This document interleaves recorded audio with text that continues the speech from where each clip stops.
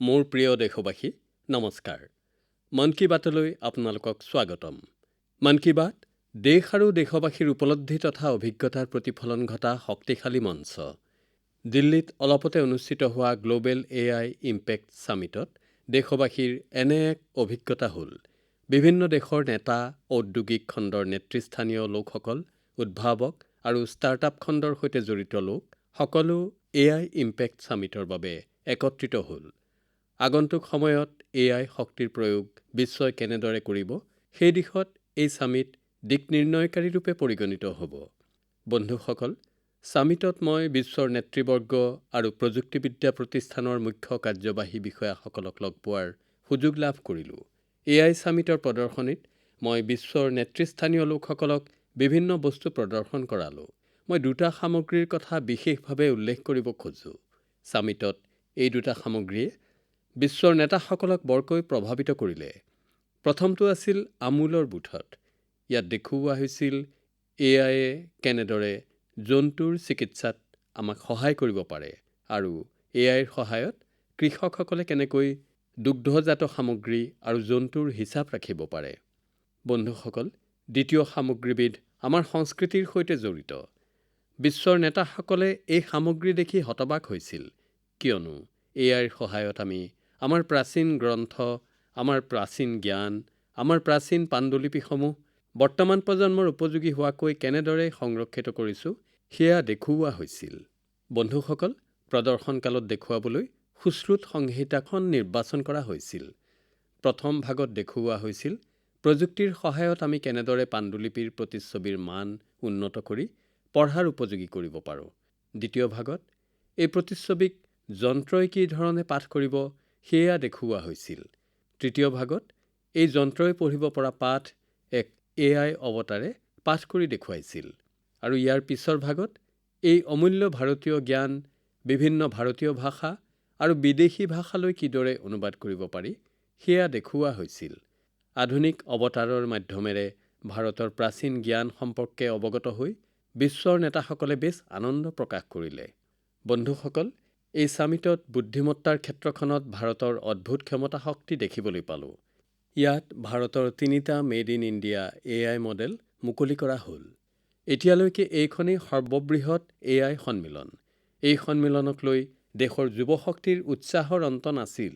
সন্মিলনখনৰ সফলতাৰ বাবে শুভেচ্ছা জনাইছোঁ। বন্ধুসকল, মই প্ৰায়েই কওঁ, যি খেলে সিয়েই বিকশিত হয়। ক্ৰীড়াই আমাক একতাৰ ডোলেৰে বান্ধে। এইকেইদিন নিশ্চয় আপোনালোকে T20 বিশ্বকাপ চাই আছে আৰু মই দৃঢ় বিশ্বাসী যে খেল চাই থকা সময়ত নিশ্চয় আপোনালোকৰ দৃষ্টি কোনো বিশেষ খেলুৱৈৰ ওপৰত নিবদ্ধ হৈছে।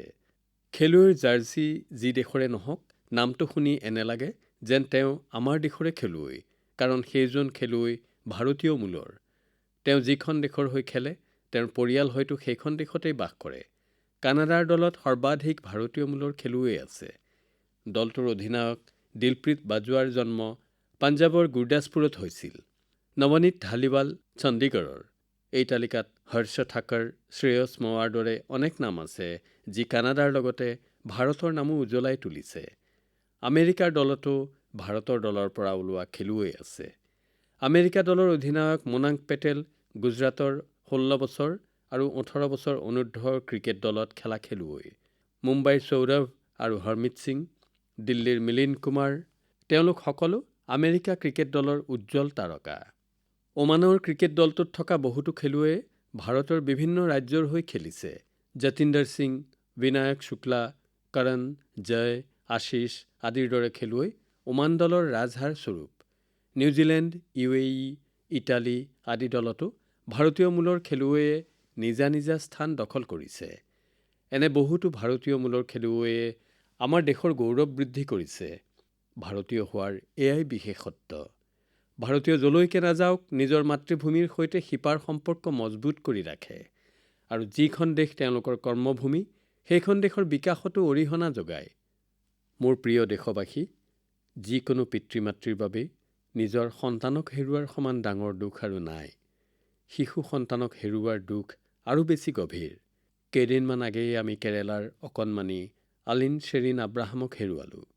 মাত্ৰ 10 মাহতেই তেওঁ এই পৃথিৱী এৰি যাব লগা হ'ল।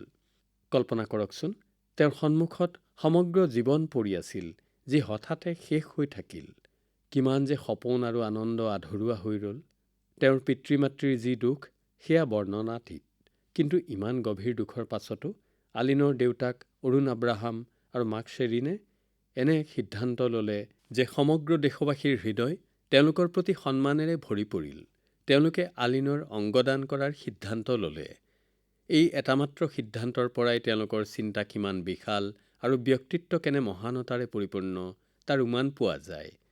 এফালে তেওঁলোক নিজৰ কণমানি সন্তানক হেৰুওৱাৰ দুখত পীড়িত, আৰু আনফালে আনক সহায় কৰাৰ মহান ভাৱেৰেও তেওঁলোক দৃঢ় প্ৰতিজ্ঞ হৈ আছিল।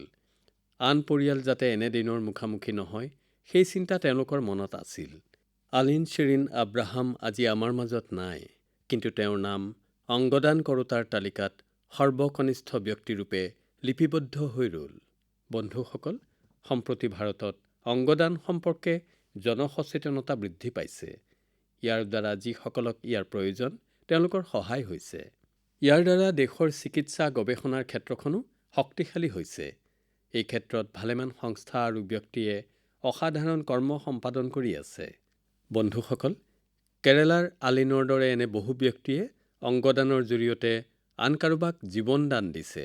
যেনে দিল্লীৰ লক্ষ্মী দেৱী। তেখেতে বিগত বৰ্ষত কেদাৰনাথ যাত্ৰা কৰিছিল। তাৰ বাবে তেওঁ 14 কিলোমিটাৰ পথ যাত্ৰা কৰিবলগীয়া হৈছিল। আপুনি এই কথা জানি আচৰিত হ'ব, তেখেতে হাৰ্ট ট্ৰেন্সপ্লেণ্টৰ পিছত এই যাত্ৰা কৰিছিল। তেখেতৰ হৃদপিণ্ড কেৱল 15%হে সক্ষম আছিল। এনে সময়তে তেওঁক এগৰাকী অংগদান কৰা ব্যক্তিৰ হৃদপিণ্ড সংৰোপণ কৰা হয়, যিগৰাকীৰ ইতিমধ্যে মৃত্যু হৈছিল। ইয়াৰ পাছত তেওঁৰ জীৱনেই সলনি হৈ গ'ল। পশ্চিম বংগৰ গৌৰাংগ বেনাৰ্জী দুবাৰ নাথুলালৈ গৈছে। এই স্থান সমুদ্ৰপৃষ্ঠৰ পৰা 14,000 ফুট উচ্চতাত অৱস্থিত। বিশেষ কথাটো হ'ল, তেওঁৰ দ্বাৰা এয়া সম্ভৱ হ'ল লাং ট্ৰেন্সপ্লেণ্ট অৰ্থাৎ হাওঁফাওঁৰ সংৰোপণৰ পিছতহে। ৰাজস্থানৰ চিকাৰৰ ৰামদেৱ সিং মহোদয়ৰো বৃক্ক সংৰোপণ কৰিবলগীয়া হৈছিল। আজি তেখেতে ক্ৰীড়া ক্ষেত্ৰত সফলতা দেখুৱাব পাৰিছে। বন্ধুসকল, আপোনালোকে এনেধৰণৰ বহু প্ৰেৰণাদায়ক উদাহৰণ দেখিবলৈ পাব। ইয়াৰ জৰিয়তে এইটোৱেই প্ৰমাণিত হয়, কোনো এজনৰ এটা প্ৰশংসনীয় পদক্ষেপে বহু লোকৰ জীৱন সলনি কৰিব পাৰে। এনেধৰণৰ মহৎ কাৰ্য সাধন কৰা এইসকল লোকক মই আন্তৰিক কৃতজ্ঞতা জ্ঞাপন কৰিছোঁ। প্ৰিয় দেশবাসী, স্বাধীনতাৰ অমৃত মহোৎসৱৰ সময়ছোৱাত মই লালকিল্লাত পঞ্চপ্ৰাণৰ কথা কৈছিলোঁ। তাৰ ভিতৰত এটা আছিল গোলামীৰ মানসিকতাৰ পৰা মুক্তি। আজি দেশে গোলামীৰ প্ৰতীকসমূহ ত্যাগ কৰি ভাৰতৰ সংস্কৃতিৰ সৈতে জড়িত সামগ্ৰীসমূহক গুৰুত্ব দিছে। এই দিশত আমাৰ ৰাষ্ট্ৰপতি ভৱনে এটা গুৰুত্বপূৰ্ণ পদক্ষেপ গ্ৰহণ কৰিছে। কাইলৈ অৰ্থাৎ 23 ফেব্ৰুৱাৰীত ৰাষ্ট্ৰপতি ভৱনত ৰাজাজী উৎসৱ পালন কৰা হ'ব। এই উপলক্ষে ৰাষ্ট্ৰপতি ভৱনৰ কেন্দ্ৰীয় প্ৰাংগণত চক্ৰৱৰ্তী ৰাজাগোপালাচাৰীৰ প্ৰতিমূৰ্তি অনাবৰণ কৰা হ'ব। তেখেত আছিল স্বাধীন ভাৰতৰ প্ৰথমগৰাকী ভাৰতীয় গভৰ্ণৰ জেনেৰেল। তেখেত সেইসকল ব্যক্তিৰ ভিতৰত এগৰাকী আছিল, যিসকলে শাসনৰ কৰ্তৃত্বক কেৱল পদ হিচাপে নহয়, সেৱা হিচাপেহে গণ্য কৰিছিল। সাৰ্বজনিক জীৱনত তেখেতৰ আচৰণ, আত্মসংযম আৰু স্বকীয় চিন্তাধাৰাই আজিও আমাক প্ৰেৰণা যোগায়। দুৰ্ভাগ্যজনকভাৱে স্বাধীনতাৰ পাছত ৰাষ্ট্ৰপতি ভৱনত ব্ৰিটিছ শাসকৰ প্ৰতিমূৰ্তি লাগি থাকিবলৈ দিয়া হ'ল, কিন্তু দেশৰ সুপুত্ৰসকলক স্থান দিয়া নহ'ল। ইংৰাজ স্থপতিবিদ এডুইন লুটিয়েন্সৰ প্ৰতিমূৰ্তিও ৰাষ্ট্ৰপতি ভৱনত আছিল। এতিয়া এই প্ৰতিমূৰ্তিৰ স্থানত ৰাজাজীৰ প্ৰতিমূৰ্তি স্থাপন কৰা হ'ব। ৰাজাজী উৎসৱৰ সময়ত ৰাজাগোপালাচাৰী সম্পৰ্কে এখন প্ৰদৰ্শনীৰো আয়োজন কৰা হৈছে। এই প্ৰদৰ্শনী 24 ফেব্ৰুৱাৰীৰ পৰা 1 মাৰ্চলৈ আয়োজন কৰা হৈছে। সময় উলিয়াই আপুনিও নিশ্চয় চাবলৈ আহিব। মোৰ প্ৰিয় দেশবাসী, মন কী বাতত মই আপোনালোকৰ সৈতে ডিজিটেল এৰেষ্টৰ বিষয়ে সবিশেষ কথা পাতিছোঁ। ইয়াৰ পাছতেই সমাজত ডিজিটেল এৰেষ্ট আৰু ডিজিটেল ফ্ৰড সম্পৰ্কে বহুখিনি সজাগতা আহিল। কিন্তু আজিও আমাৰ আশে-পাশে এনে বহু অক্ষমনীয় ঘটনা ঘটিয়েই আছে। নিৰ্দোষী লোক ডিজিটেল এৰেষ্ট আৰু ফাইনেন্সিয়েল ফ্ৰডৰ ফান্দত পৰিছে।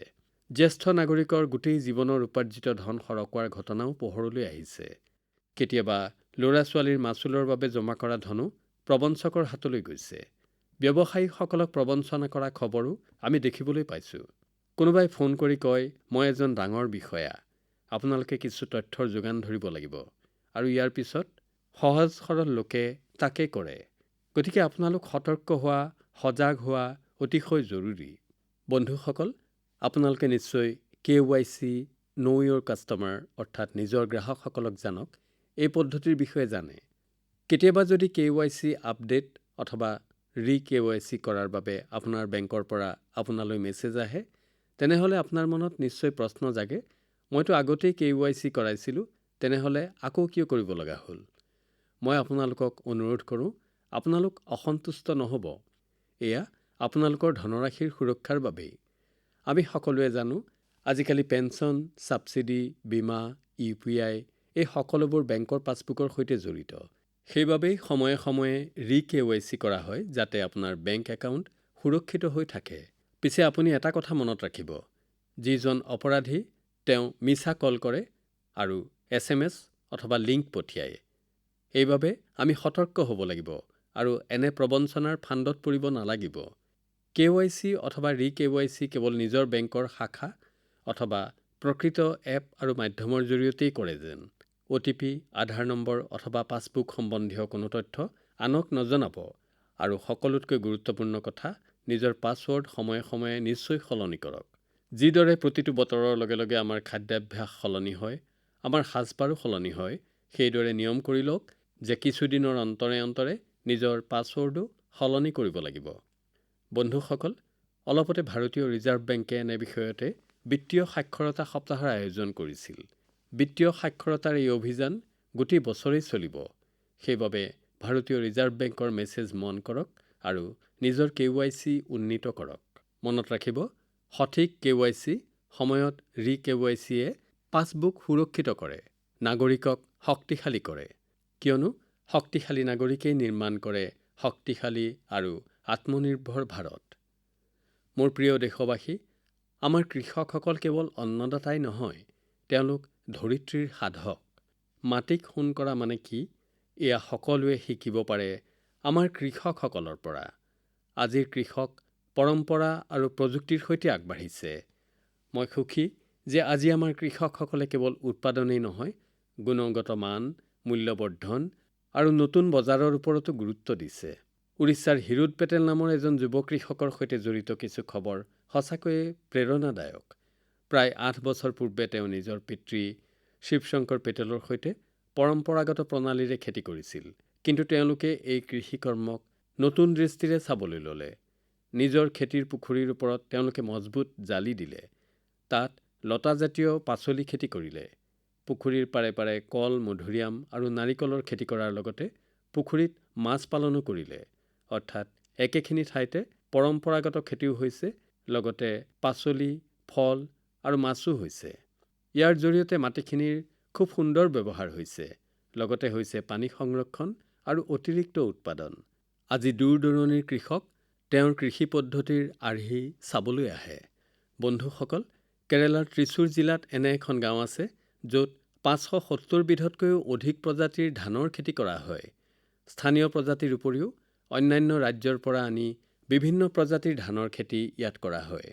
কেৱল খেতি কৰাই নহয়, এই বিবিধ প্ৰজাতিৰ বীজ সংৰক্ষণো কৰা হয়। আমাৰ কৃষকসকলৰ শ্ৰমৰ ফলাফল আমি পৰিসংখ্যাৰে দেখিবলৈ পাইছোঁ। বিশ্বৰ ভিতৰতে ভাৰত আটাইতকৈ বেছি চাউল উৎপাদনকাৰী দেশ ৰূপে পৰিগণিত হৈছে। 15 কোটি টনতকৈও অধিক চাউল উৎপাদন কৰাটো সঁচাকৈয়ে লেখত ল'বলগীয়া কথা। আমি নিজৰ চাহিদা পূৰণ কৰাৰ উপৰিও বিশ্বৰ খাদ্য ভাণ্ডাৰো টনকিয়াল কৰিছোঁ হওক। বন্ধুসকল, কৃষি উৎপাদিত সামগ্ৰী এতিয়া আকাশী পথতকৈও অধিক সহজে বিদেশলৈ পঠাব পৰা হৈছে। কৰ্ণাটকৰ নঞ্জনগুৰ কল, মহীশূৰৰ পাণ আৰু ইণ্ডি নেমু মালদ্বীপলৈ পঠোৱা হৈছে। এই সামগ্ৰীসমূহৰ গুণগত মান আৰু সোৱাদৰ কথা সৰ্বজনবিদিত। এইসমূহে ভৌগোলিক সূচাংকও লাভ কৰিছে। আজিৰ কৃষকসকলে গুণবিশিষ্ট সামগ্ৰী অধিক পৰিমাণে উৎপাদন কৰি নিজৰ পৰিচয় দাঙি ধৰিবলৈ সক্ষম হৈছে। মোৰ প্ৰিয় দেশবাসী, বিগত বৰ্ষৰ এই সময়ছোৱাত আয়োজিত মহাকুম্ভ মেলাৰ আশ্চৰ্যজনক ছবিখন নিশ্চয় আপোনালোকৰ মনত আছে। সংগমস্থলত উপচি পৰা জনসমুদ্ৰই গভীৰ আস্থাৰে সৈতে কৰা স্নানৰ সেই পবিত্ৰ মুহূৰ্তত যেন সমগ্ৰ ভাৰতবৰ্ষই সনাতনী চেতনাৰ সাক্ষাৎহে লভিছিল। বন্ধুসকল, মহাকুম্ভৰ সেই ধাৰা, সেই মাঘ মাহ, সেই শ্ৰদ্ধাৰ স্বৰ যেতিয়া উত্তৰৰ পৰা দক্ষিণলৈ প্ৰবাহিত হয়, তেতিয়াই ই নতুন পৰিচয়েৰে প্ৰতিভাত হৈ উঠে। বন্ধুসকল, কেৰালাৰ ভাৰতপুড়া নদীৰ পাৰত তিৰুনাৱায়াত কেইবা শতিকাজোৰা এক পৰম্পৰা বিদ্যমান। সেয়া হ'ল মামংগম। বহুলোকে ইয়াক মহামাঘ মহোৎসৱ বা কেৰালা কুম্ভ বুলিও কয়। মাঘ মাহত পবিত্ৰ নদীত স্নান আৰু সেই স্নানৰ মুহূৰ্তটোক জীৱনৰ এক পাহৰিব নোৱাৰা স্মৃতি কৰি থোৱাটোৱেই এই মহোৎসৱৰ আত্মাস্বৰূপ। সময়ৰ লগে লগে এই মহোৎসৱ কিছু পৰিমাণে ম্লান পৰি আহিছিল। বিগত প্ৰায় ২৫০ বছৰ জুৰি এই মহোৎসৱ অতীতৰ দৰে আড়ম্বৰপূৰ্ণভাৱে আয়োজন কৰা হোৱা নাছিল। কিন্তু পুনৰ যেন সেই পৰম্পৰাই নতুন পৰিচয় লাভ কৰিলে। ইতিহাস যেন পুনৰ জাগৃত হ'ল। এইবাৰ কোনো পূৰ্ব ঘোষণা নোহোৱাকৈয়ে কেৰালা কুম্ভৰ সফল আয়োজন কৰা হ'ল। জনগণেই ইজনে সিজনক এই বিষয়ে ক'বলৈ ধৰিলে। কাণে কাণে বাৰ্তা বিয়পিল আৰু চাওঁতে চাওঁতে ভক্তসকল তিৰুনাৱায়াত উপস্থিত হ'বলৈ ধৰিলে। বন্ধুসকল, মহাকুম্ভই হওক বা কেৰালা কুম্ভই হওক, এয়া কেৱল স্নানৰ পৰ্বই নহয়, এয়া আমাৰ স্মৃতিৰ পুনৰ জাগৰণো। এয়া হ'ল আমাৰ সংস্কৃতিৰ পুনৰ স্মৰণ। উত্তৰৰ পৰা দক্ষিণলৈ নদী লাগিলে বেলেগেই হওক, নদীৰ পাৰ লাগিলে সুকীয়া হওক, কিন্তু আস্থাৰ ধাৰা একেটাই। এয়াই ভাৰত, এয়াই ভাৰতৰ নিৰবিচ্ছিন্ন ধাৰা। বন্ধুসকল, যিসকল লোক সমাজ আৰু জনসাধাৰণৰ কল্যাণৰ কামত ব্ৰতী হয়, সেইসকলক আমাৰ দেশৰ জনসাধাৰণে নিজৰ হৃদয় মন্দিৰত স্থান দিয়ে। আম্মা জয়াললিতা তেনে এগৰাকী লোকপ্ৰিয় নেতা আছিল। ২৪ ফেব্ৰুৱাৰী তেখেতৰ জন্মদিন। আজিও তামিলনাডু ভ্ৰমণলৈ গ'লে মই নেতাগৰাকীৰ সৈতে জনতাৰ সম্পৰ্কৰ গভীৰতা উপলব্ধি কৰোঁ। আম্মা জয়াললিতাৰ নাম শুনিলেই তামিলনাডুৰ লোকৰ মুখ আনন্দত উদ্ভাসিত হৈ পৰে। আমাৰ নাৰীসকলৰ সৈতে তেখেতৰ সম্পৰ্ক আৰু অধিক গভীৰ আছিল। চৰকাৰী দায়িত্বত থকা সময়ত তেখেতে আমাৰ জীয়ৰী, মাতৃ আৰু ভগ্নীসকলৰ বাবে বহু প্ৰশংসনীয় কাৰ্যসূচীৰ সফল ৰূপায়ণ কৰিছিল। ৰাজ্যত আইন ব্যৱস্থা সুদৃঢ়ৰূপে ৰখাৰ বাবেও তেখেতে বহু ব্যৱস্থা গ্ৰহণ কৰিছিল। তেখেতৰ অন্তৰ আছিল দেশভক্তিৰে পৰিপূৰ্ণ। ভাৰতৰ সাংস্কৃতিক পৰম্পৰাক লৈ তেখেতে গৰ্ববোধ কৰিছিল। আম্মা জয়াললিতাৰ সৈতে হোৱা প্ৰতিটো সাক্ষাতৰেই স্মৃতি আজিও মোৰ মনত সতেজ হৈ আছে। ২০০২ আৰু ২০১২ চনত গুজৰাটত হোৱা মোৰ দুটা শপত গ্ৰহণ অনুষ্ঠানত তেখেত উপস্থিত আছিল। যেতিয়া তেখেত আৰু মই দুখন ৰাজ্যৰ মুখ্যমন্ত্ৰী হৈ আছিলোঁ, তেতিয়া সুশাসন বিষয়ক লৈ প্ৰায়ে আমাৰ মাজত আলোচনা হৈছিল। এই বিষয়ত তেখেতৰ চিন্তা আৰু মত অতি সৰল আৰু স্পষ্ট আছিল। বহু বছৰ পূৰ্বে তেখেতে পোংগল উৎসৱ উপলক্ষে মোক মধ্যাহ্ন ভোজনৰ বাবে আমন্ত্ৰণ জনাইছিল। তেখেতৰ অন্তৰৰ প্ৰীতিৰ ভাৱ মোৰ বাবে অবিস্মৰণীয় হৈ ৰ'ব। আকৌ এবাৰ তেখেতৰ প্ৰতি মোৰ শ্ৰদ্ধা তৰ্পণ কৰিলোঁ। ஜெயலலிதா அவர்களுக்கு என் நினைவஞ்சலிகள். சமுதாயத்திற்கு அவர் ஆற்றிய சேவை என்றும் নিৰ্ণয়বিল ইৰকুম। ইয়াৰ অৰ্থ হৈছে, আম্মা জয়াললিতাৰ প্ৰতি মোৰ শ্ৰদ্ধা তৰ্পণ কৰিলোঁ। তেওঁৰ ৰাইজৰ প্ৰতি আগবঢ়োৱা সেৱাক জনসাধাৰণে সদায় মনত ৰাখিব। মোৰ প্ৰিয় দেশবাসী, এইবাৰ মই কথা পাতিম মোৰ মৰমৰ চেমনীয়াহঁতৰ সৈতে। তেওঁলোক এতিয়া পৰীক্ষালৈ ব্যস্ত। মই ভাবিছোঁ যে তেওঁলোকে এই মাহৰ আৰম্ভণিতে হোৱা পৰীক্ষা পে চৰ্চা অনুষ্ঠানটিৰ পৰা কিছু কথা শিকিবলৈ পাইছে। তথাপিও মই সুধিব খুজিছোঁ, তোমালোক পঢ়া-শুনা বিষয়লৈ বেছি উদ্বিগ্ন হৈ থকা নাইতো? মোৰ প্ৰিয় ছাত্ৰ-ছাত্ৰীসকল, তোমালোক হৈছা পৰীক্ষা যোদ্ধা। মই ভাবোঁ যে তোমালোকে একাগ্ৰতাৰে পৰীক্ষাৰ বাবে প্ৰস্তুতি চলাইছা আহক। এনে সময়ত মনলৈ কিছু শংকাৰ ভাৱ অহাটো স্বাভাৱিক। কেতিয়াবা ভাৱ হয়, সময়ৰ অভাৱ নহয়তো। এই অভিজ্ঞতা প্ৰতিটো প্ৰজন্মৰ ছাত্ৰ-ছাত্ৰীয়ে অনুভৱ কৰি আহিছে। তোমালোক এই ক্ষেত্ৰত অকলশৰীয়া নহয়। মনত ৰাখিবা যে তোমালোকৰ মাৰ্কশ্বীটখনে তোমালোকৰ মূল্য নিৰ্ধাৰণ নকৰে। সেয়েহে নিজৰ ওপৰত বিশ্বাস ৰাখিবা। যিখিনি তোমালোকে অধ্যয়ন কৰিছা সেইখিনি মনপুতি লিখিবা আৰু তোমাৰ প্ৰস্তুতিৰ ভিতৰত নথকা প্ৰশ্নখিনিক লৈ মনক ব্যতিব্যস্ত হ'বলৈ নিদিবা। আৰু এটা কথা, নিজৰ পিতৃ-মাতৃৰ আৰু শিক্ষাগুৰুসকলৰ সৈতে আলোচনা কৰি থাকিবা। তেখেতসকল তোমালোকৰ নম্বৰ লৈ নহয়, তোমালোকৰ প্ৰচেষ্টাক লৈহে সুখী হয়। মোৰ সম্পূৰ্ণ বিশ্বাস যে তোমালোক পৰীক্ষাত সফল হ'বা আৰু জীৱনত সফলতাৰ উচ্চতালৈ আৰোহণ কৰিবা। বন্ধুসকল, বৰ্তমান ৰমজান মাহ চলি আছে। মই এই পবিত্ৰ মাহ উপলক্ষে সকলোকে শুভকামনা জনাইছোঁ। কিছুদিন পিছতেই হোলী উৎসৱ উদযাপিত হ'ব।